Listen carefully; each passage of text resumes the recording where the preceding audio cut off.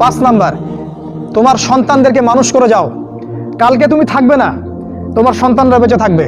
এক একটা সন্তান, এই যে বাচ্চাগুলোকে এমনভাবে বড় করতে হবে যাতে এরা আগামী দিনের ওমর হয়, আগামী দিনের হামজা হয়, আগামী দিনের খালিদ বিন ওয়ালিদ রাদিয়াল্লাহু আনহু হতে পারে ইনশাআল্লাহ।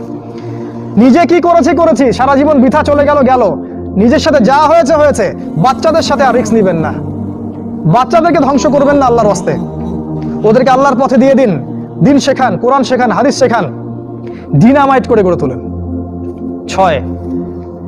7 নাম্বার, হালাল রিজিক অন্বেষণ করো তোমরা। রিজিকটা যত ছোট পেশা হোক না কেন, যদি হালাল হয় অবশ্যই সেটাই উত্তম। আর যত বড় পেশা হোক না কেন, যদি হারাম হয় সেটা তোমার জন্য জাহান্নামে যাওয়ার কারণ হবে। অনেক বড় পদ আছে কিন্তু সেখানে ঘুষ আছে, সুদ আছে, প্রতারণা আছে, সেখানে যাবে না। আল্লাহর ওয়াস্তে সেখান থেকে দূরে থাকো। আর তুমি যদি কৃষক হয়ে থাকো, তোমার রুজির মধ্যে হালাল থাকে, তুমি কৃষি কাজ করেই সংসার চালাও, কোনো